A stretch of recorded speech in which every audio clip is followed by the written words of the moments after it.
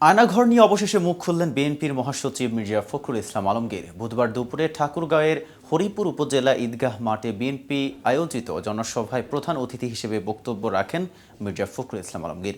জনসভায় ব্রিগেডিয়ার আবদুল্লাহিল আমান আজমির প্রসঙ্গ টেনে আয়নাঘর নিয়ে একটি বিশেষ বক্তব্য রাখেন এই বর্ষিয়ান রাজনীতিবিদ। এ সময় আর কি বলেন ফখরুল, এ নিয়ে বিস্তারিত থাকছে প্রতিবেদনের বাকি অংশে। আর কেটিভি নিউজ 24 চ্যানেল থেকে আপনাদের সাথে আছে আমি মেহেদি হাসান। ফখরুল বলেছেন, হিন্দু সম্প্রদায়ের মানুষেরা আমাদের আমানত, তাদের রক্ষা করার দায়িত্ব আমাদের। আল্লাহ তাআলা বলেন, আমানত যে খেয়ানত করে তিনি মুমিন না। এই আমানতকে আমাদের রক্ষা করতে হবে। সামনে পূজা আসছে, পূজা কেন্দ্র করে কোথাও যেন অঘটন না ঘটে, সেদিকে সবাইকে সজাগ থাকতে হবে। বিএনপি মহাসচিব বলেন, ছাত্র জনতার অভ্যুত্থানে ভয়াবহ দানব ফ্যাসিবাদ হাসিনা সরকারের পতন ঘটেছে। তার পতনের আগে ছাত্র জনতার আন্দোলনে হাসিনা সরকার খুন করেছে প্রায় ২,০০০ মানুষকে। কারো হাত চলে গেছে, কারো পা চলে গেছে, কারো মাথার খুলি উড়ে গেছে। এরা কেউ কলেজে পড়তো, কেউ বা ইউনিভার্সিটিতে পড়তো।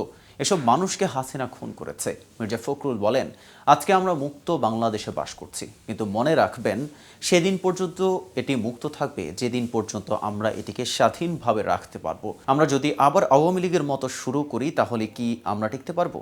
উপস্থিত নেতাকর্মীরা না সূচক কথা বললে ফখরুল বলেন, আওয়ামী লীগের মতো একই আচরণ করলে একই রকম দশা হবে আমাদেরও। সেই জন্য আমরা যারা লড়াই করেছি, সংগ্রাম করেছি, তাদের প্রতি আমার আকণ্ঠ অনুরোধ, আপনারা নিজেদের মানুষের কাছে প্রিয় বানান, ভালোবাসার পাত্র হিসেবে তৈরি করেন। কারো উপর অন্যায়, অত্যাচার ও নির্যাতন করবেন না। বিএনপি মহাসচিব আরও বলেন, গত 15 থেকে 16 বছরে আমরা খুব কষ্ট পেয়েছি। আওয়ামী লীগ সরকার ও শেখ হাসিনা আমাদের উপর ব্যাপকভাবে নির্যাতন এবং জেল জুলুম করেছে। আপনাদের এখানে মামলা হয়েছে শুধু বিএনপি করার অপরাধে, জামাত করার অপরাধে আপনাদের জেলে রাখা হয়েছে। সেই অবস্থার পরিসমাপ্তি ঘটেছে। যে শেখ হাসিনার সবচেয়ে প্রভাবশালী নেতা হয়ে গিয়েছিল, তাকে ঠিক সেভাবে পালিয়ে যেতে হয়েছে। জনতার আন্দোলনের মধ্যে দিয়েই তাকে চলে যেতে হয়েছে। চলে যাওয়ার আগ মুহূর্তে লাখ লাখ মানুষ গণভবন দখলে আসছিল।